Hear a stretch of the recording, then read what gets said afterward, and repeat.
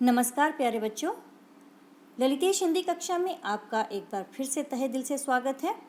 बच्चों, आज हम करेंगे आपकी हिंदी पाठ्य पुस्तक क्षितिज के काव्य खंड का दूसरा पाठ राम लक्ष्मण परशुराम संवाद के प्रश्नोत्तर पर। तो बच्चों, राम लक्ष्मण परशुराम संवाद के प्रश्नोत्तर इस प्रकार से हैं। देखें, सबसे पहला है, परशुराम के क्रोध करने पर लक्ष्मण ने धनुष के टूट जाने के लिए कौन कौन से तर्क दिए, क्या क्या बातें कही।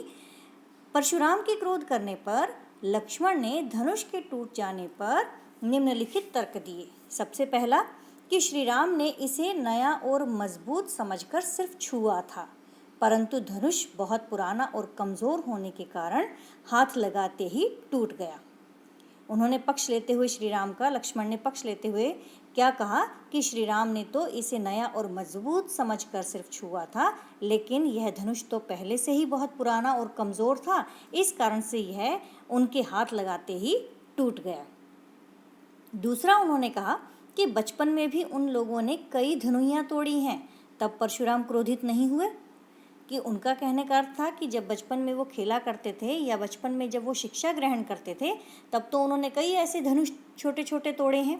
धनुइया कहते हैं धनुष को, छोटे धनुष को, तो कहते तब तो कई धनुइयाँ ऐसी तोड़ी, तब तो परशुराम इस प्रकार से क्रोधित नहीं हुए। तीसरे नंबर पे वे कहते हैं कि हमें ये धनुष तो साधारण सा धनुष लगा। अब क्योंकि परशुराम किस बात पर क्रोधित हुए थे कि वह शिव धनुष था, लेकिन लक्ष्मण ने उसे शिव धनुष न मानकर केवल उसे एक साधारण सा धनुष माना और कहा कि ये धनुष तो एक साधारण सा धनुष ही है।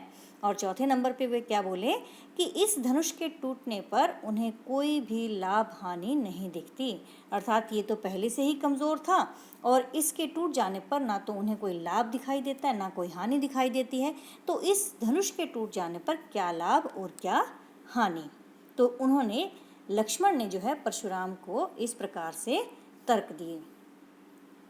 दूसरा प्रश्न है कि परशुराम के क्रोध करने पर राम और लक्ष्मण की जो प्रतिक्रियाएं हुई, उनके आधार पर दोनों के स्वभाव की विशेषताएं अपने शब्दों में लिखिए।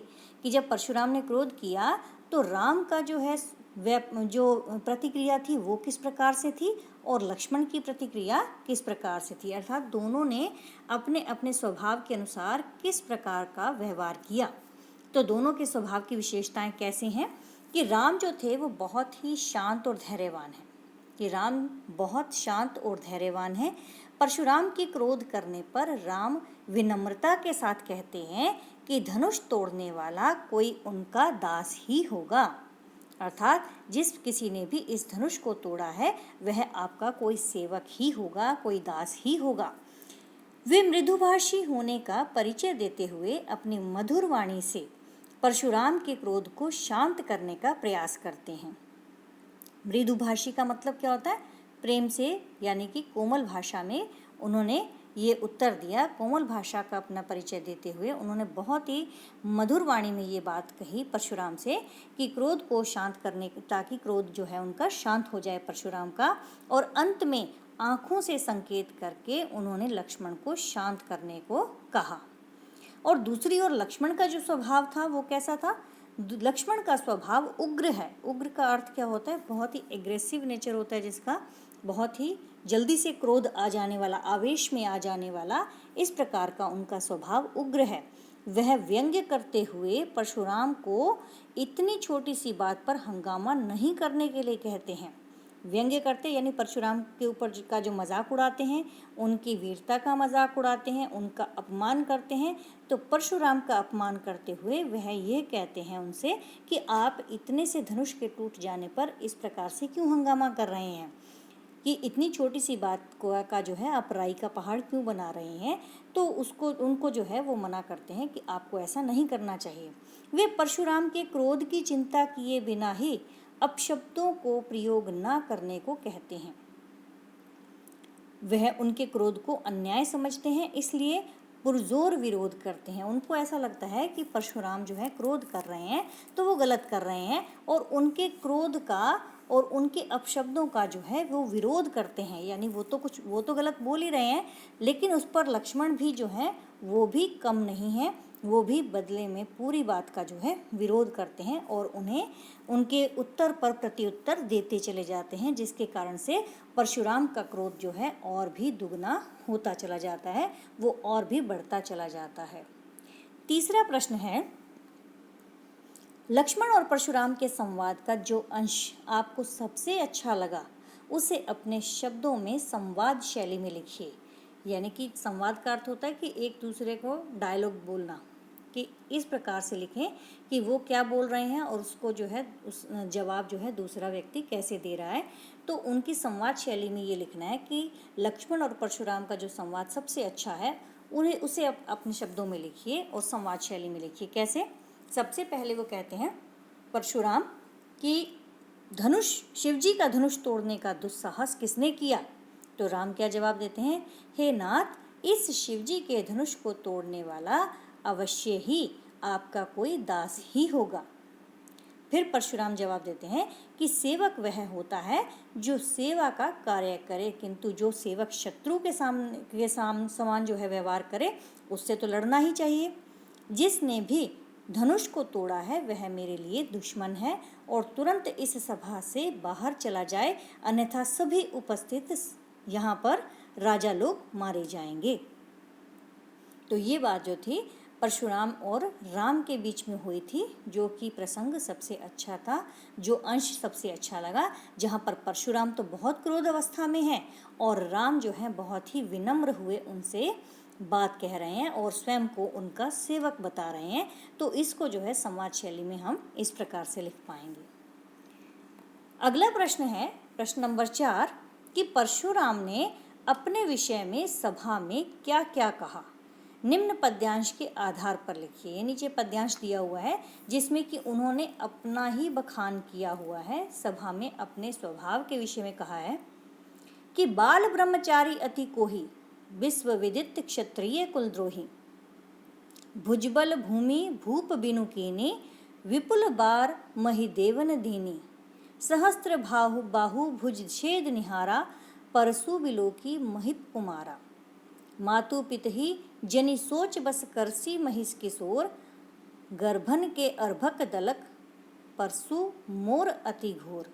अब यहाँ पर जो कहते हैं बाल ब्रह्मचारी अति कोही, इसके जो जब मैंने आपको पद्यांश करवाए थे तो उसमें भी इसकी व्याख्या की थी कि परशुराम जी जो है अपने विषय में क्या कहते हैं। उन्होंने क्या कहा कि बाल ब्रह्मचारी अति कोही, कि वे बाल ब्रह्मचारी हैं और अति कोही और अति क्रोधी हैं, अति क्रोधी स्वभाव के हैं।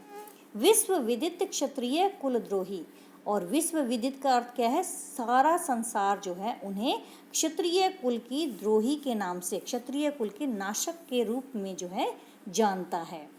भुजबल भूमि भूप बिनु कीनी, भुजबल यानी कि भुजाओं के बल पर, भूमि यह धरती, भूप बिनु कीनी, कहते हैं उन्होंने कई बार अपनी भुजाओं के बल पर, भुजाओं की ताकत से इस धरती को क्षत्रिय कुल के राजाओं से, क्षत्रिय राजाओं से मुक्त किया है। विपुल बार महिदेवन देनी, और ब्राह्मणों को दान में दिया है। महिदेवन का अर्थ मैंने पहले भी बताया था, ब्राह्मण को कहते हैं, और विपुल का अर्थ, विपुल बार का अर्थ होता है कई बार, और कई बार जो है उसे ब्राह्मणों को दान में दिया है। सहस्त्र बाहु भुज छेद निहारा, यहाँ पर जो है वो क्या कहते हैं, लक्ष्मण को अपना फरसा दिखाकर कहते हैं कि इस फरसे से उन्होंने सहस्त्र बाहु को की बाहों को जो है काट डाला था। सहस्त्र बाहु भुज छेद निहारा, सहस्त्र बाहु की को जो है की भुजाओं को काट डालने वाला, परसु बिलोकु महिप कुमारा, हे महिप कुमार मेरे इस फरसे को देखो। मातु पितहि जनि सोच बस, वो कहता है कि इसलिए वह अपने माता पिता को किसी सोच की वश में ना करे, यानी कि अपने माता पिता को चिंतित ना करे। गर्भन के अर्भक दलन, परसु मोर अति घोर, गर्भन के, गर्भन का अर्थ होता है गर्भ में, ठीक है, कि उनका फरसा जो है वो गर्भ में पल रहे शिशुओं का भी नाश कर देने वाला ऐसा अत्यंत घोर यानी कि भयंकर फरसा है। तो वो अपने फरसे के बारे में ये जानकारी देते हैं। अगला प्रश्न है कि लक्ष्मण ने वीर योद्धा की क्या क्या विशेषताएं बताई, कि एक वीर योद्धा में क्या क्या गुण होने चाहिए। लक्ष्मण ने वीर योद्धा की निम्नलिखित विशेषताएं बताई हैं कि वीर योद्धा स्वयं अपनी वीरता का बखान नहीं करते, अपितु दूसरे लोग उनकी वीरता का बखान करते हैं। यानी वीर योद्धा जो है अपने मुख से अपनी वीरता के गुणगान नहीं गाते, बल्कि दूसरे लोग उनकी वीरता का बखान करते हैं। यानी कि उस बखान का अर्थ होता है वर्णन करना, उनकी वीरता का वर्णन करते हैं। दूसरा कि वे युद्ध भूमि में अपनी वीरता का परिचय साहस पूर्वक देते हैं। तीसरा उन्होंने कहा कि वीर योद्धा शांत, विनम्र, क्षमाशील, धैर्यवान और बुद्धिमान होते हैं। वे खुद पर अभिमान नहीं करते। और अंत में वो क्या बोले कि वह दूसरों को जो है आदर देते हैं। उनका कहने का अर्थ है कि जो वीर योद्धा होते हैं ना, वो कभी भी अपनी वीरता का खाली बखान नहीं करते रहते, यानी कायर लोगों की तरह केवल अपना गुणगान नहीं करते, बल्कि रणभूमि में लड़के दिखलाते हैं, युद्ध भूमि में अपनी वीरता का परिचय देते हैं, और वो भी साहस पूर्वक देते हैं। और वीर योद्धा जो होते हैं हमेशा शांत रहते हैं, विनम्र और क्षमा कर देने वाले होते हैं। धैर्यवान का अर्थ धैर्य रखने वाले और बुद्धिमान होते हैं, और खुद पर कभी भी अभिमान नहीं करते। अभिमान का अर्थ अपने आप पर घमंड नहीं करते, और हमेशा दूसरों को आदर देते हैं। इस प्रकार से वीर योद्धा की उन्होंने विशेषताएं बताई। अगला उन्होंने कहा कि अगला प्रश्न है, साहस और शक्ति के साथ विनम्रता हो तो बेहतर है। इस कथन पर अपने विचार लिखिए कि व्यक्ति के पास यदि साहस भी है, उसके पास शक्ति भी है, लेकिन यदि वह विनम्र नहीं है तो वह उसके अंदर जो है विनम्रता ना होने के कारण उसके ये दोनों गुण, साहस और शक्ति वाले गुण भी समाप्त हो जाते हैं। तो यहाँ पर जो है अपने विचार हमें प्रस्तुत करने हैं कि साहस और शक्ति द्वारा हम अनेक कार्य पूरा कर सकते हैं, अनेक काम पूरे कर सकते हैं। हालांकि इसमें अगर विनम्रता भी जुड़ जाए तो बेहद कारगर सिद्ध हो सकती है, बेहद कारगर साबित हो सकती है।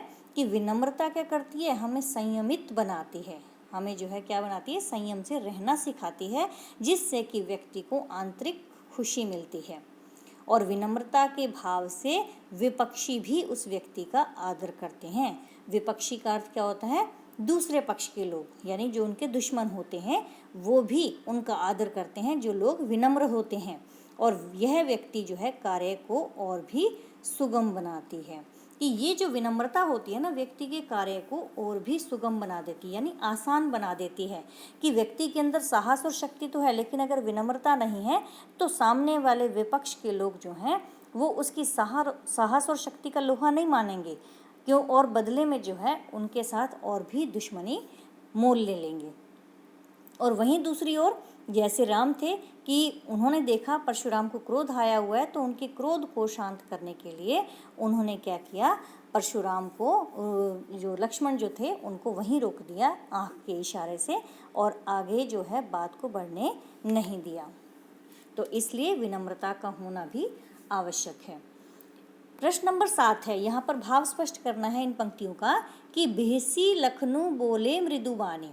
इन पंक्तियों में लक्ष्मण जो है अपने अभिमान में चूर परशुराम के स्वभाव पर व्यंग्य करते हुए कह रहे हैं कि बिहसी लखनऊ बोले मृदुबानी। कि लक्ष्मण मुस्कुराते हुए बोले क्या कि अहो मुनीसु महाभट मानी, कि आप मुझे है ना ये जो अपने आप को बड़े महान योद्धा समझे हुए हैं।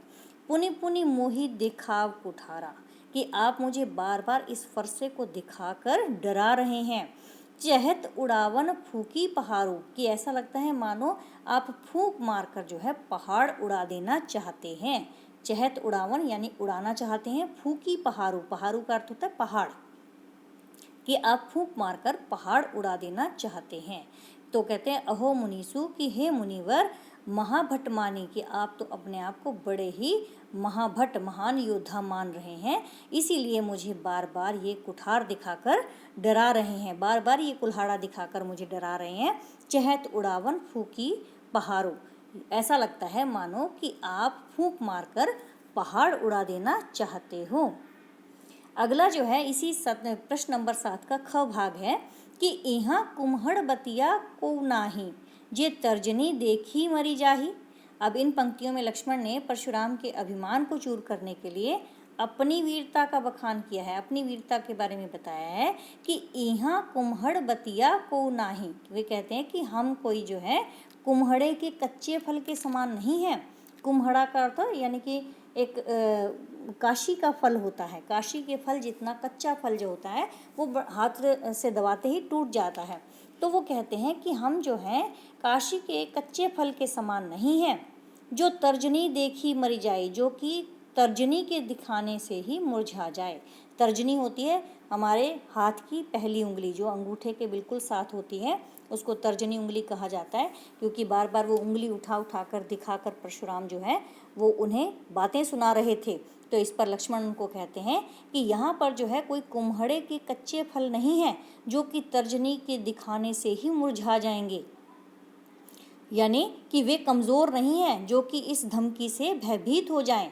देखी कुठारू सरासन बाना और मैं कछु कहाँ सहित अभिमाना। तो वह यह बात कहते हैं कि वह यह बात उनके फरसे को देखकर बोल रहे हैं और कहते हैं कि आपको तो आपके हाथ में रखे हुए कुल्हाड़े को और सरासन बाना और धनुष बाण को देखकर मैं कछु कहा सहित अभिमाना, मैंने कुछ जो है अभिमान सहित आपको कह दिया है। अगले में वो कहते हैं, ये भी 7वें प्रश्न का ही ग भाग है।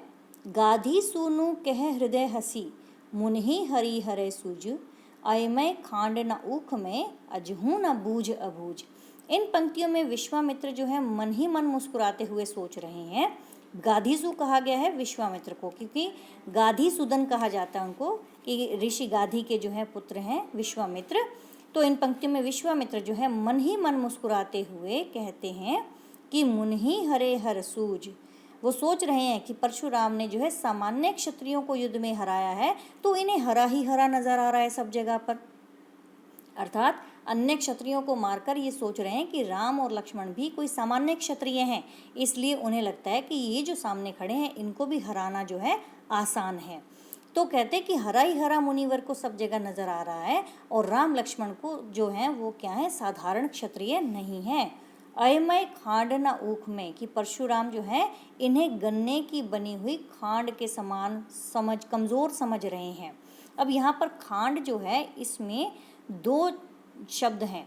खांड एक तो चीनी की खांड और दूसरी जो है चीनी की खांड की बनी हुई पोर, और दूसरी यहाँ पर खांड से अर्थ है खड़क।